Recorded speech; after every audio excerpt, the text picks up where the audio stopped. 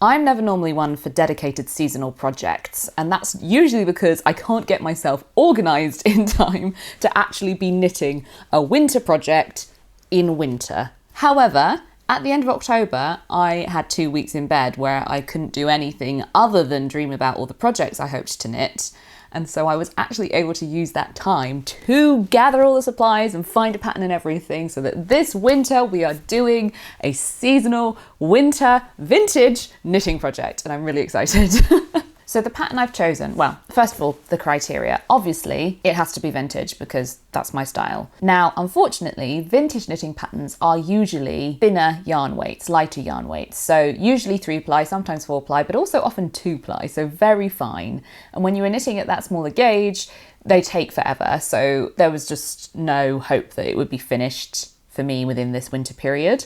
So I knew I needed to look for something that was a heavier weight, double knit or heavier. So that puts you almost quite squarely in the ski knitwear category. And that's okay, there's lots of wonderful designs. I've seen some that I absolutely love, but most of them involve Fair Isle stranded colour work. And that goes against it's got to be quicker if I actually want to finish it in time to wear it this winter. So I was looking for something that was vintage, double knit, and that I could realistically finish, hopefully before the end of December. Now, I looked through my own personal vintage knitting pattern collection, but I didn't find any, just because, for obvious reasons, ski knitwear in the 1930s and 40s, not as popular in Britain. And I found some 50s examples, but they tend to have a circular yoke and be sort of in that Icelandic style. And I know that circular yoke tops do not suit me because I have very square shoulders. But I finally found something that I think is going to work. And it is, amazingly, a free pattern. I love it when this happens. So it's from Subversive Femme. So Bex and Subversive Femme are big names in the vintage knitting world. She has an Etsy shop, she has her own website, and she does this thing every year called Curvy Month. And so these are all vintage knitting patterns that are not a 34-inch bust. So the one that I found is 37 to 38, which should still fit me. If anything, it would fit me better than a 34-inch one. And it is a ski jumper, but you won't be able to see. I'll put it there. And so this pattern, it ticks all the boxes in that there's no colour work or tricky techniques. It is knit in stocking stitch. It is double knit weight yarn, perfect, or possibly even heavier. We might have to do a little bit of gauge playing there. The original yarn was Patton's Sea Urchin, and I haven't been able to find any information on that.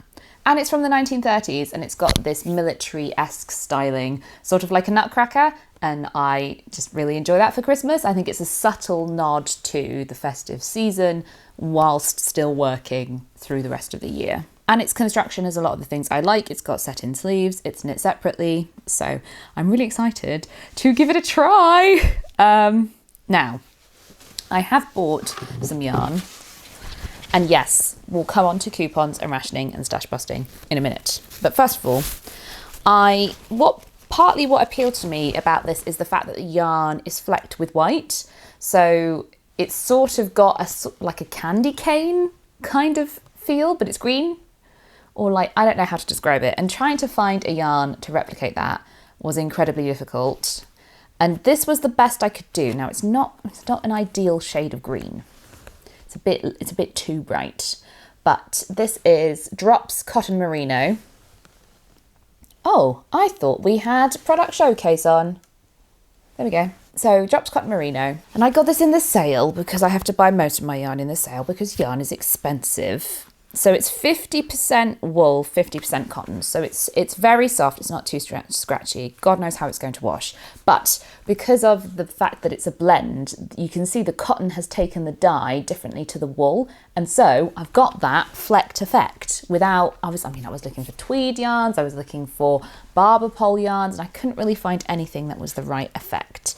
So I've got green and white for the contrast details. Now, I probably could have bought less yarn than I bought, but to be on the safe side, I bought an extra skein of each, or an extra ball of each. So I think I ended up with 2, 4, 6. I've got 9 of the green and 3 of the white.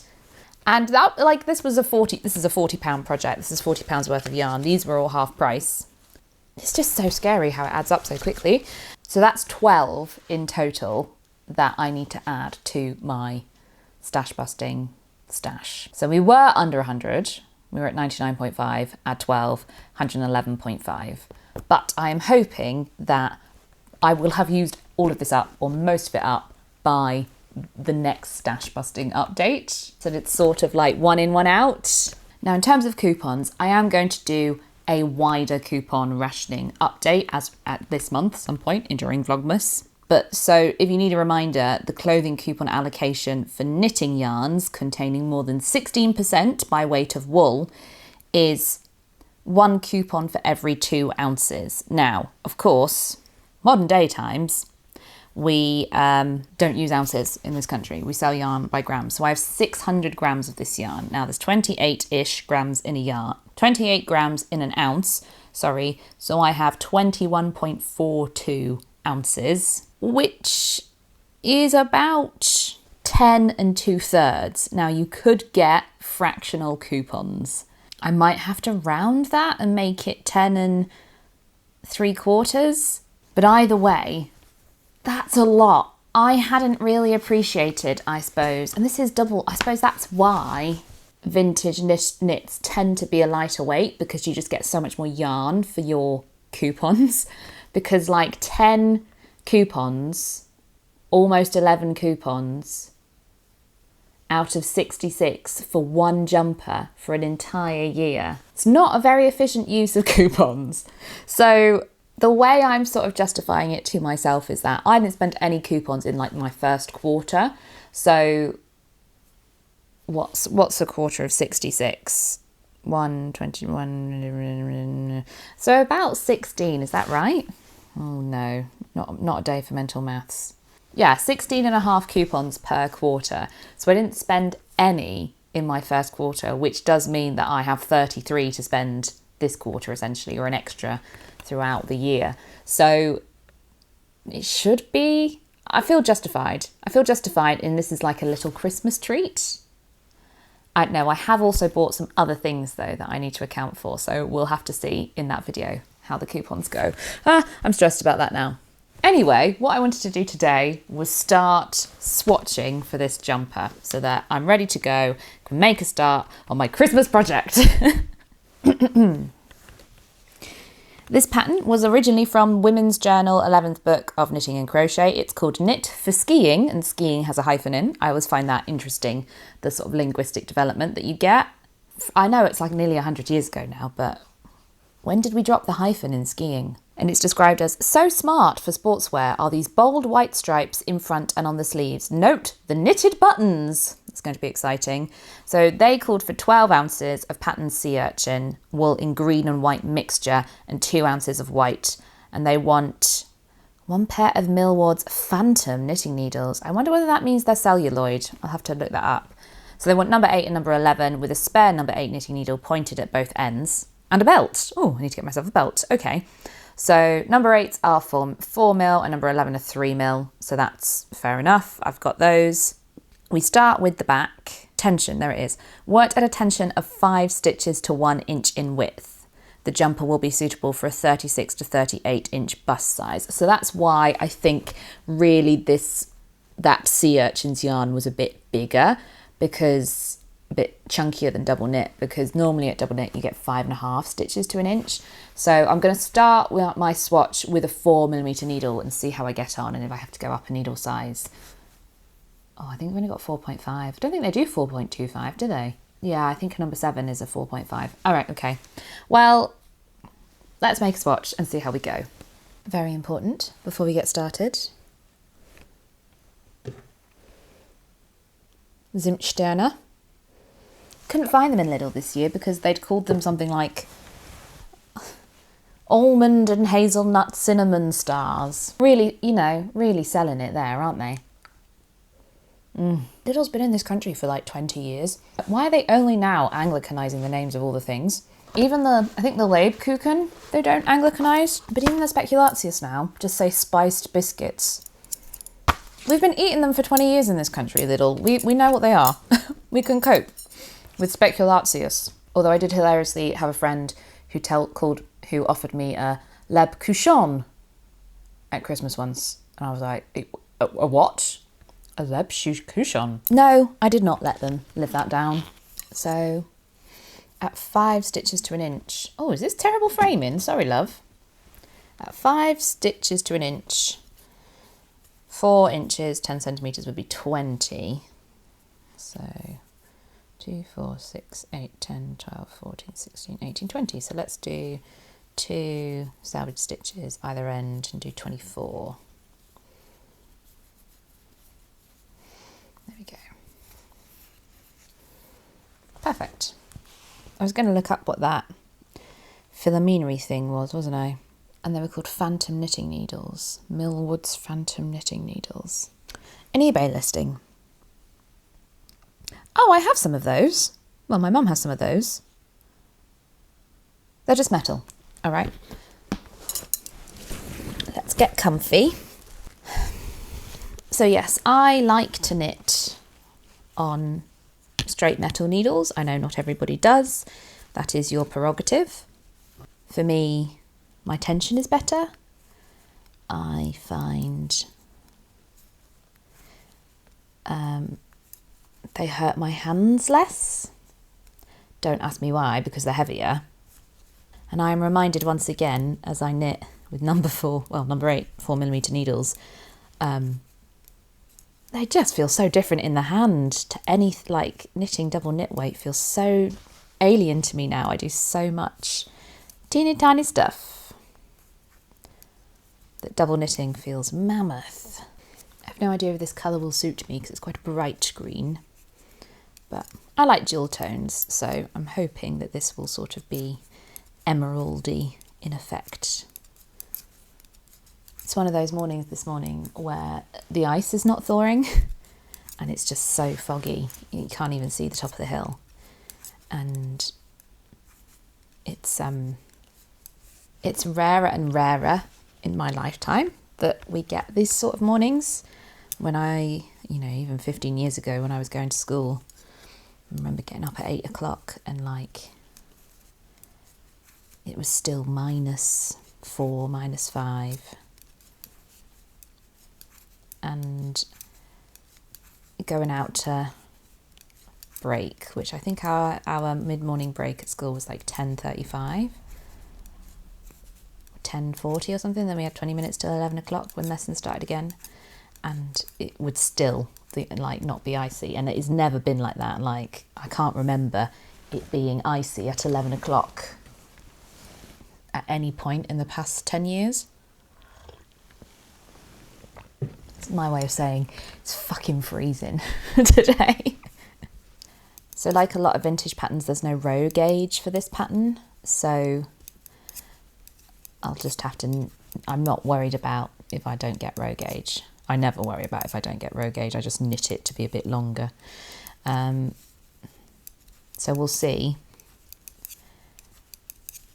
if I'm at sort of an appropriate double knit weight row gauge or not, but if not, I'll cope. It's just useful usually to know how many rows approximately of my gauge swatch I have to knit, so I kind of like to know what I'm suffering through.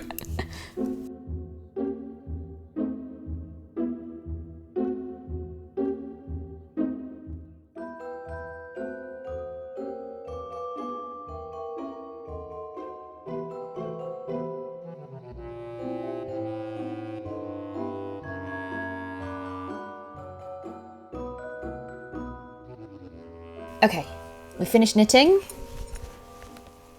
This is my swatch. I do like the way it's knit up. It's not as flecked as I might have hoped. It's sort of more textured-y looking, but I like it. I'm happy with it. I think it's going to suit me, or at least I think I'm going to wear it because I like it.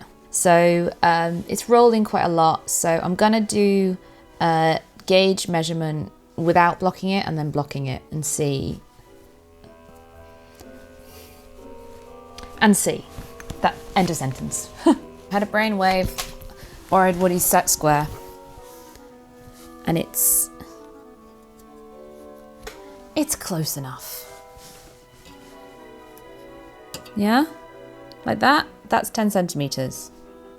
When I let it go, it's like 9.8 mil. So I think we're going to be okay. Eee, that's exciting. And yeah, a better close-up for you of how it looks.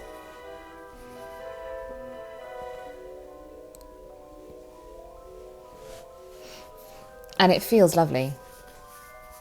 I'm always nervous about knitting cotton doesn't tend to wash well, but we'll just have to do a very delicate hand wash only, won't we? All right, ready to cast on.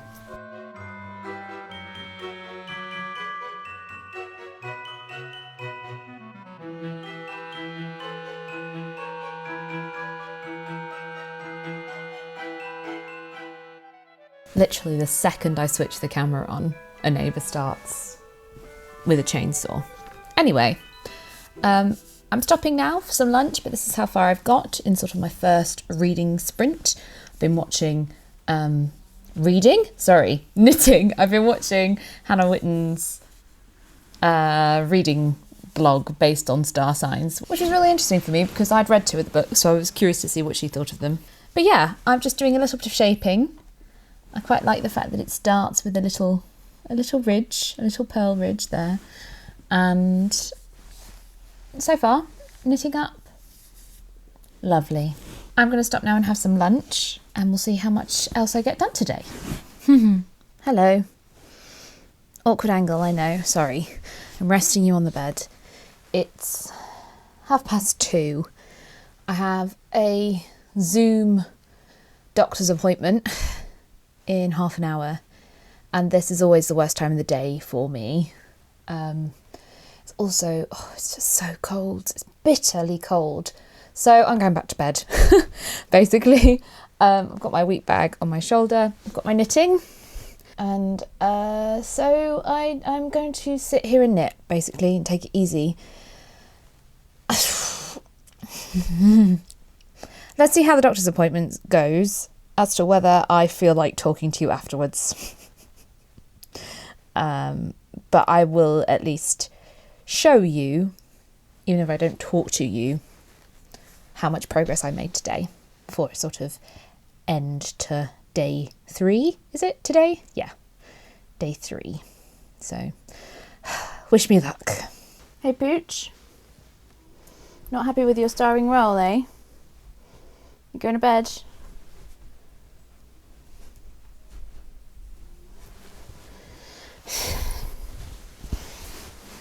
Bloody Vislers. This was how far I got today. This is about halfway up the back. I really like it. I really love the way it's looking. I apologise for the terrible lighting because it's late. So I'm calling it a day here and I'm going to bed. I've got this much left of my first skein and I'm excited. So I'll have to see you tomorrow. Good night.